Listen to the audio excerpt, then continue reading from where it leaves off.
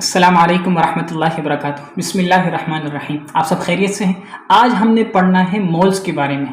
आज आपकी सारी की सारी एनालिटिक्स, आपकी सारी की सारी कैलकुलेशन यूज़ की जाएंगी, ठीक है ना। इतना आसान टॉपिक है क्या नहीं, ठीक है ना। इतना आसान टॉपिक है कि आप सोच नहीं सकते। बस करना क्या है, आपने सिर्फ और सिर्फ देखते जाना है और सिर्फ नोट करते जाना है, ठीक है। कोई बुक लेने की ज़रूरत नहीं है, फिलहाल कोई बुक लेने की, कोई मजीद कोई खर्चा करने की ज़रूरत नहीं है। फ्री में आपको यहाँ पर 9 क्लास से लेकर NMDCAT तक के सारे क्वेश्चन, सारे कॉन्सेप्ट इंशाल्लाह क्लियर किए जाएंगे। अगर आप 9 क्लास के हैं तो जैसे ही 9 क्लास का या मैट्रिक क्लास तक का कोर्स खत्म हो जाएगा, मैं आपको बता दूंगा कि बस अब आप छोड़ दें इस वीडियो को, ठीक है ना। और इसके बाद जो हमारे एंट्री टेस्ट के अंदर जो चीज़ें आती हैं उसको लेकर जो जो क्वेश्चन होंगे, जो जो कॉन्सेप्ट होंगे, वो मैं इंशाल्लाह बता दूंगा। कोशिश ये है कि एक छोटी सी वीडियो के अंदर ये सारी की सारी बातें कवर हो जाएं, लेकिन मसला ये है कि हमारी एक वीडियो 30 मिनट से कम पर अगर हो जाए तो बहुत अच्छी बात है, वरना ये टॉपिक ऐसा है कि 30 मिनट से ऊपर जाएगा तो फिर ये होगा कि हम इंशाल्लाह इसको 2 पार्ट्स में डिवाइड कर देंगे, ठीक है। आज क्या तारीख है, 18 अगस्त है, लेकिन ये टॉपिक आपको बदकिस्मती से देखने को मिलेगा 20 अगस्त को, क्योंकि ये उसी दिन अपलोड किया जाएगा। तो इंशाल्लाह आज हमने क्या पढ़ना है, मोल्स के बारे में। मोल का स्टार्टिंग कहाँ से होती है? सब्सटेंस से होती है, क्योंकि जब तक सब्सटेंस के बारे में नहीं पता होगा तब तक आप मोल्स को नहीं समझ सकते। और सब्सटेंस किस किस तरह के होते हैं, सारी बातें इंशाल्लाह मैं आपको अच्छे से समझा दूंगा।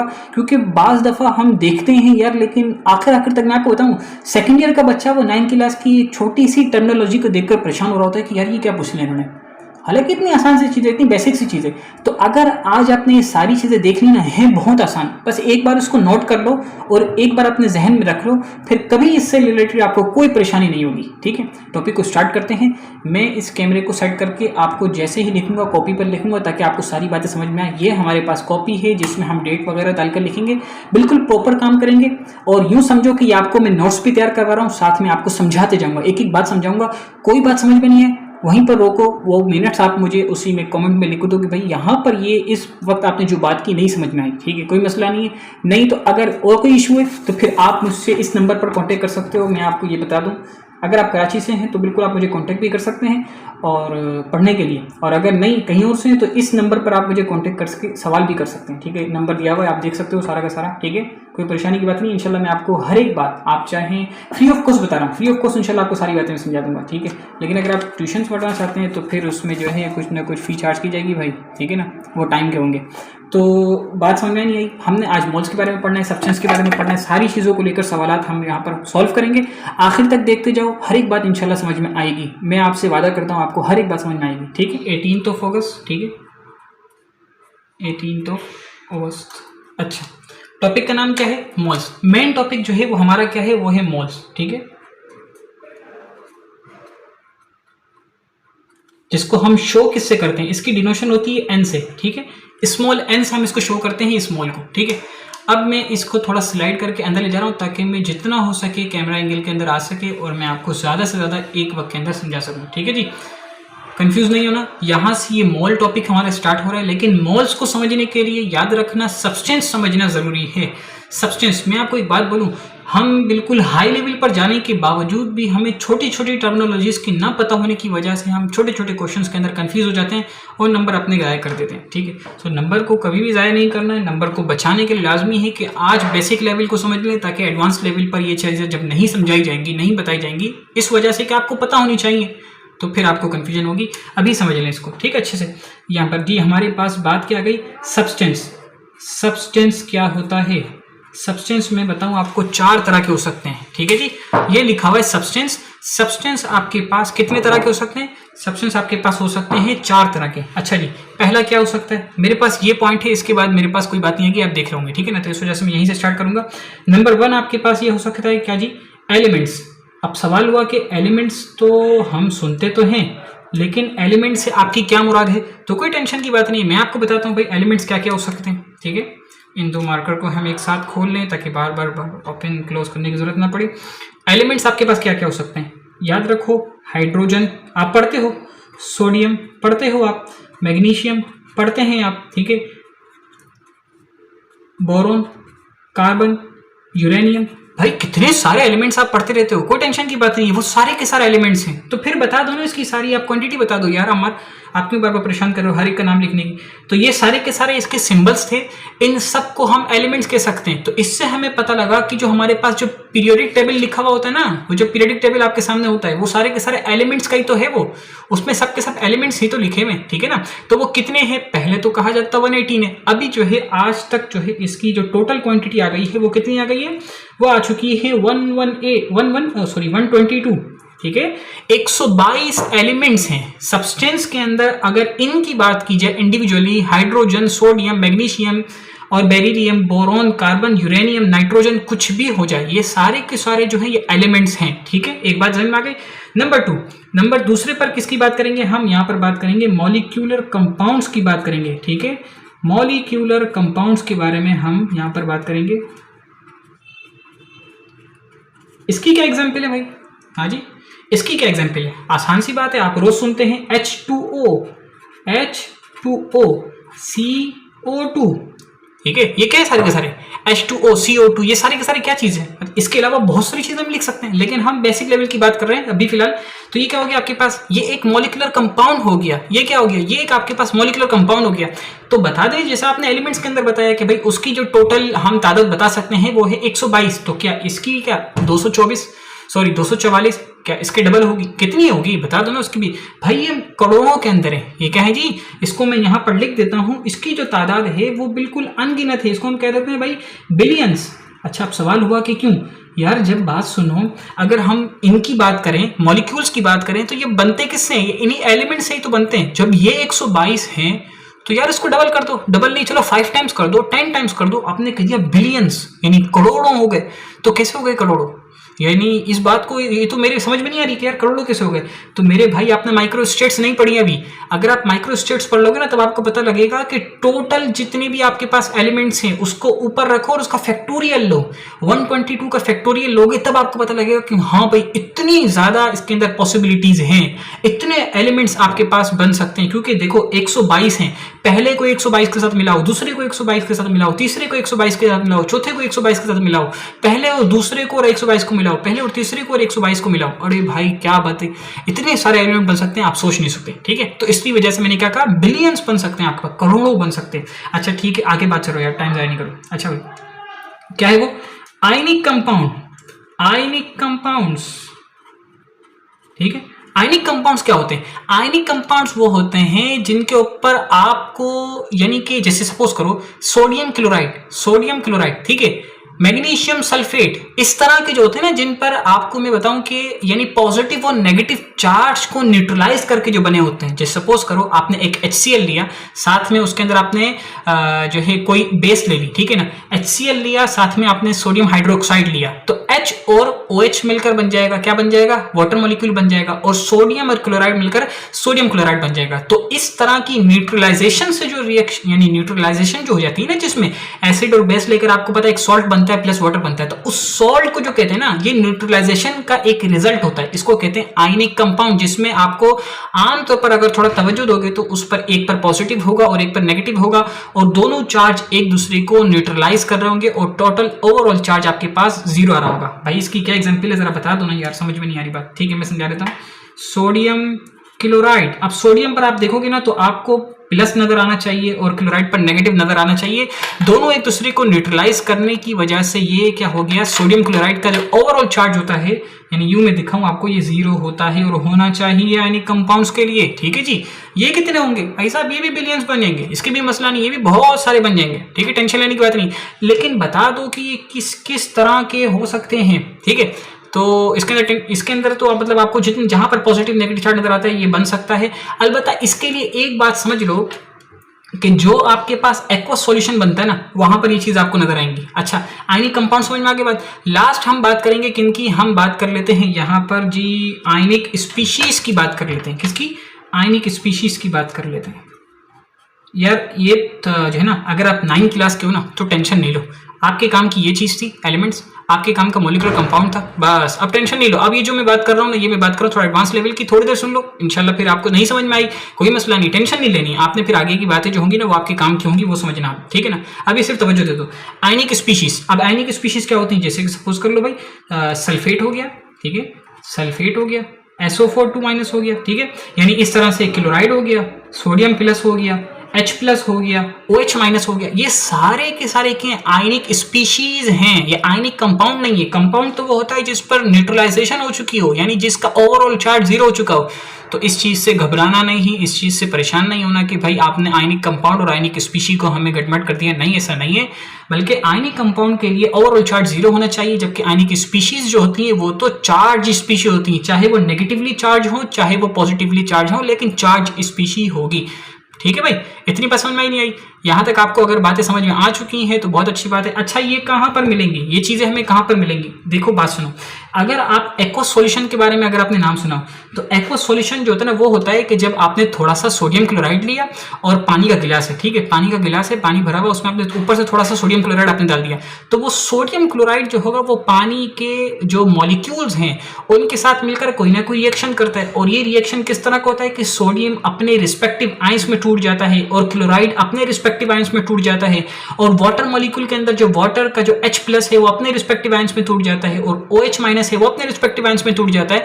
तो इस तरह करके जो आपको आयंस मिलते हैं ना वो क्या मिलते हैं, H+ मिलेगा ये वाला, और OH- आयंस मिलेगा, सोडियम प्लस आयंस मिलेगा, और क्लोराइड माइनस आयंस मिलेगा। तो अपने अपने रिस्पेक्टिव आयंस में कैसे टूटे, जब आपने उनको पानी के गिलास में सोडियम क्लोराइड को डाला, ठीक है ना, तभी, वरना वाटर मॉलिक्यूल अपनी जगह पर था, वो टूटा नहीं था, सोडियम क्लोराइड के कांटेक्ट में आकर अपने अपने रिस्पेक्टिव आयंस में वो टूट गए, ठीक है ना। तो ये आपको इससे पता लगा कि जो आयनिक स्पीशीज हैं वो आपको कहाँ मिलेंगी, एक्वस सॉल्यूशन में मिलेंगी, और ये आपको मोल्टेन स्टेट्स में भी आपको मिल सकती हैं। वो थोड़ी सी हाई लेवल बात होगी, जब हम जो है जब थोड़ी सी मेटलर्जी के बारे में और इस तरह की चीजों के बारे में बात करेंगे तब हम उस चीज को लेकर पढ़ेंगे इंशाल्लाह, ठीक है, या फिर इलेक्ट्रोलिसिस के बारे में जब बात करेंगे तब पढ़ेंगे उसको। अब यहाँ पर आपको यानी सब्सटेंस समझना है कि सब्सटेंस की क्या क्या टाइप्स बन गई। एक आपके पास आ गया जी एलिमेंट्स आ गए, दूसरे आपके पास आ गए मॉलिक्यूलर कंपाउंड्स आ गए, तीसरे आपके पास आ गए आयनिक कंपाउंड्स आ गए, चौथे आपके पास आ गए आयनिक स्पीशीज, ठीक है जी। सब्सटेंस आपके पास 4 तरह के हो गए। अब असल बात क्या है, असल बात अब समझने की कि वो आपने इनको किस तरीके से मजीद शो कर सकते हो। अब elements, molecular compound, ionic compound और आयनिक स्पीशीज, इन सबके एक एक पार्टिकल को, ये तो पूरे के पूरे ग्रुप होता है भाई साहब। एलिमेंट्स जब बोलोगे ना तो उसके आपके जहन में जब हाइड्रोजन, नाइट्रोजन, सॉरी, ये सारी की सारी चीजें आएंगी तो सही, लेकिन असली तौर पर आपके जहन में पता है क्या आएगा, पूरा पीरियडिक टेबल आ जाएगा। अगर आप कॉन्सेप्ट क्लियर होगा, मॉलिक्यूलर कंपाउंड्स की बात आएगी तो आपके जहन में कोई वाटर या फिर ये चीजें आएंगी, लेकिन आपका ये जहन कह रहा होगा कि सारे के सारे बनने वाले जितने भी मॉलिक्यूल्स हैं, यानी बिलियंस ऑफ मॉलिक्यूल आपके जहन में आएंगे। तो मतलब यूं कहा जाए कि elements, molecular compound, ionic compound और आयनिक स्पीशीज, ये सारे के सारे जो है ना भाई साहब, ये पूरे के पूरे ग्रुप्स का नाम है। हम सिर्फ अगर एक मेंबर की बात करें ना, एलिमेंट्स का एक मेंबर, उसका क्या नाम है, मॉलिक्यूलर कंपाउंड का एक मेंबर, उसका क्या नाम है, आयनिक कंपाउंड का एक मेंबर, उसका क्या नाम है, आयनिक स्पीशी का एक मेंबर, उसका क्या नाम है, इसको समझ लेना, क्योंकि ये चीज आपको बहुत आगे, मतलब आप बड़े लेवल पर चले गए लेकिन नहीं पता है ना, बहुत कंफ्यूज कर देती है, फिर आप सवाल रह जाता है आपका। ये आप देख लेना, आज समझ लो तो इंशाल्लाह ये चीज़ आपको कभी ना कभी आपको ये बात एहसास होगा कि हाँ यार ये बड़ी काम की चीज़ थी, हमने देख ली। एलिमेंट्स के अंदर जैसे क्या बोल सकते हैं उसको, एक मेंबर का नाम इसको कहते हैं हम एटम्स, ठीक है ना। अब देखो सर बोलते हैं एटम्स, हमें पता ही नहीं होता यार एटम बात किसकी चल रही है। अब सर से पूछने में भी शर्म आ रही होती है कि यार सर ने एटम बोला तो सही, क्या एटम का मतलब वो है जो मॉलिक्यूल होता है, वो जो पूरा का फॉर्मूला देख रहा होता है वो होता है? नहीं। अच्छा, कंफ्यूजन किसमें होती है, ये तो हो गया। यानी अगर मैं सिर्फ हाइड्रोजन की बात करूं ना तो मैं कहूंगा हाइड्रोजन एटम।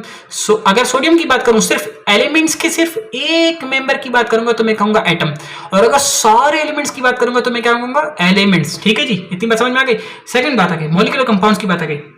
मैंने कहा बिलियंस हैं, करोड़ों हैं, लाखों हैं, करोड़ों अरबों हैं बल्कि, ठीक है ना। तो अब इनके सिर्फ एक मेंबर की बात करूंगा तो मैं क्या कहूंगा, अब मैं कहूंगा जी मॉलिक्यूल। क्या कहूंगा जी, मॉलिक्यूल, ठीक है। अच्छा, अगर आयनिक, यानी मैं अगर इसकी चलो थोड़ी सी बात और कर लेते हैं, वाटर है तो वाटर का जब कहूंगा तो मैं कहूंगा वाटर मॉलिक्यूल, ठीक है जी, बात समझ में। और जब मैं मॉलिक्यूलर कंपाउंड्स की बात करूंगा ना तो वो मिलियंस होंगे, बिलियंस होंगे, जितनी यानी तादाद होगी और आपके जहन में आने चाहिए, ठीक है। ये ग्रुप है, इसका एक मेंबर है, ये ग्रुप है एलिमेंट, इसका एक मेंबर है, उसका नाम एटम्स है, ठीक है। ये पता होना चाहिए मेरे भाई। आयनिक कंपाउंड्स ये पूरा एक ग्रुप है, इसका एक मेंबर क्या होता है, इसका एक मेंबर होता है फॉर्मूला यूनिट। अब आपका ये जो है ना, मतलब ये कंफ्यूजन हमें आमतौर पर इन दोनों में होती है। इसको मॉलिक्यूल कभी नहीं कहना, इसको मॉलिक्यूल कभी भी नहीं कहना, ठीक है। और इसको कभी भी आप क्या नहीं कहना, आयनिक कंपाउंड नहीं कहना। ये दोनों में बड़ी कंफ्यूजन होती है। याद रख लो कि ये आपके पास मॉलिक्यूल है अगर एक की बात करते हो, और ये अगर एक की बात करते हो तो ये एक फॉर्मूला यूनिट है, ठीक है। आयनिक कंपाउंड्स बोलूं तो आपके जहन में फौरन कॉन्सेप्ट आना चाहिए। क्या कॉन्सेप्ट? कि जिनके एक एक एटम पर कोई ना कोई चार्ज होगा और उनका जो ओवरऑल चार्ज होगा वो जीरो होगा, क्योंकि उन दोनों ने एक दूसरे को यानी एक दूसरे के चार्ज को न्यूट्रलाइज कर दिया होगा। ये कॉन्सेप्ट आना चाहिए, उस वक्त को एलिमेंट नहीं आना चाहिए, ठीक है। फिर जब आपसे एक एलिमेंट की बात की जाए तो फौरन जहन में आना चाहिए कि जब इतने बड़े ग्रुप के सिर्फ एक मेंबर की बात की जाएगी तो मेरे जहन में आता है फॉर्मूला यूनिट, यानी उसको हम फॉर्मूला यूनिट कहेंगे, ठीक है। और अगर मॉलिक्यूल्स के अंदर से यानी मॉलिक्यूलर कंपाउंड के सिर्फ एक मेंबर की बात करूंगा तो मेरे जहन में फौरन आना चाहिए कि ये मॉलिक्यूल है, ठीक है।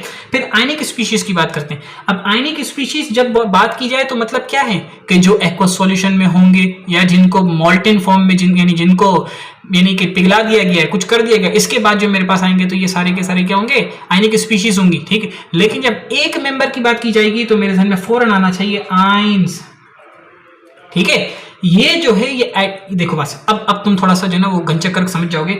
एलिमेंट्स हो गए, एलिमेंट से मिलकर मॉलिक्यूलर कंपाउंड्स बनता है, एलिमेंट से मिलकर मॉलिक्यूलर कंपाउंड्स बनता है। जब इनकी बात की जाए तो ये आयनिक स्पीशीज है, आयनिक स्पीशीज से मिलकर एक दूसरे को न्यूट्रलाइज करके ओवरऑल चार्ज जीरो बना करके ये एक आयनिक कंपाउंड बनता है, ठीक है। और एक आयनिक कंपाउंड को डिनोशन किस तरह होती है, फॉर्मूला यूनिट से, और इसकी किस तरह होती है, आयन से, और इसकी किस तरह होती है, मॉलिक्यूल से, इसकी किस तरह होती है, एटम्स होती है, ठीक है। तो सबके एक एक पार्टिकल को हम एटम्स, मॉलिक्यूल, फॉर्मूला यूनिट और आयंस कह सकते हैं, ठीक है। एक एक की बात करें तो अब बात में आपके जहन में एक और आनी चाहिए कि मेरे भाई तुम सब कब कितनी देर हो गई, तुम पार्टिकल्स क्यों कह रहे हो यार? जब तुमने सबको अलग अलग इंडिविजुअली आपने नाम दे दिए तो फिर पार्टिकल क्यों कह रहे हो? तो मेरे भाई मैं इसलिए कह रहा हूं कि इन सब को आप पार्टिकल भी कह सकते हो। इन सब को आप क्या कह सकते हो जी? इन सब को आप पार्टिकल्स भी कह सकते हो। तो मैं यहाँ लिख देता हूं, यानी अगर पार्टिकल्स बोला जाए तो सब मुराद लिए जा सकते हैं, सब के सब मुराद लिए जा सकते हैं, ठीक है। इतनी बात समझ आई? तो सब्सटेंस जब तक नहीं समझोगे तो मोल समझ में नहीं आएगा। मैंने ये कहा था, तो क्यों कहा था मैंने? इसीलिए कि मोल की एक डेफिनेशन ये होती है, मोल की एक डेफिनेशन ये होती है, अमाउंट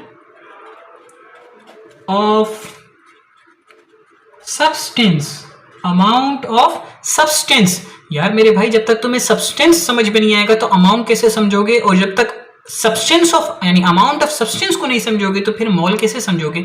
इसी वजह से मैंने कहा कि सब्सटेंस जब इतने तरह के हैं तो फिर आपके पास इन सब की अमाउंट भी अलग अलग होगी, उन सब की अमाउंट की डिनोशन भी अलग अलग होगी। तो पहले उसको समझ लो।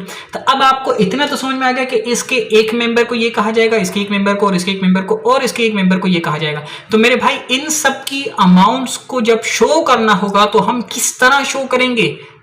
सपोज करो एटम्स का मुझे कोई मास लेना है तो मैं उसको क्या कहूंगा? इसको मुझे ये कहना होगा एटॉमिक मास। क्या कहना होगा?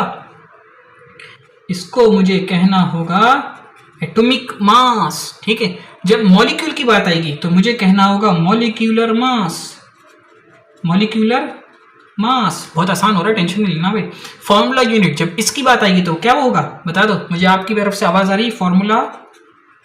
फॉर्मूला मास, ठीक है जी। इसके बाद मुझे इसकी तरफ से इसका बताओ, चलो इसका क्या होगा? हाँ सही बताया, आयनिक मास, ठीक है जी। तो अब क्या हो गया? अब आसान हो गया। एलिमेंट्स एक ग्रुप है, इसका एक मेंबर एटम है और इसका मास जब लिया जाएगा तो उसको कहा जाएगा एटॉमिक मास, ठीक है। ये मॉलिक्यूलर कंपाउंड है, अगर ये ग्रुप है, इसके एक मेंबर की बात की जाएगी तो कहा जाएगा मॉलिक्यूल है, यानी H2O या CO2, ठीक है। और उसके मास लिया जाएगा तो कहा जाएगा molecular mass of water molecule, molecular mass of carbon dioxide molecule, ठीक है। फिर आयनिक कंपाउंड की बात आ गई, ये ग्रुप है, इसके एक मेंबर का नाम फॉर्मूला यूनिट होगा, यानी उसको जब कहा जाएगा तो फॉर्मूला यूनिट कहा जाएगा। और फिर इसके बाद जब इसके मास को लिया जाएगा तो कहा जाएगा फॉर्मूला मास, तो यानी को कहा जाएगा formula mass of NaCl, formula mass of NaCl, ठीक है। मॉलिक्यूलर नहीं कह सकते भाई, क्योंकि ये मॉलिक्यूल नहीं है, मॉलिक्यूल के लिए ये कंडीशन नहीं है जो आयनिक कंपाउंड्स के लिए या फॉर्मूला यूनिट के लिए होती है, ठीक है। मैंने बता दिया, सबको अलग अलग डिफाइन कर दिया। फिर नेक्स्ट लास्ट आपकी बात क्या गई? आयनिक मास। तो हम कहेंगे ionic mass of sulphate, ionic mass of chloride, ionic mass of sodium ions, ionic mass of क्या लिखा है मैंने, ये हाइड्रोजन आयन, ठीक है, हाइड्रोजन आयंस। तीन समझ में आ गई। बहुत आसान सी बातें हैं, टेंशन नहीं लेनी है। कम से कम इन चीज़ों पर आप जो है वो थोड़ा सा देखें। ओए होए टेम्परेचर इज टू हाई आ रहा है। चलिए 1 मिनट, मैं थोड़ा सा आपको फिर दोबारा मिलता हूँ। सही, अस्सलाम वालेकुम।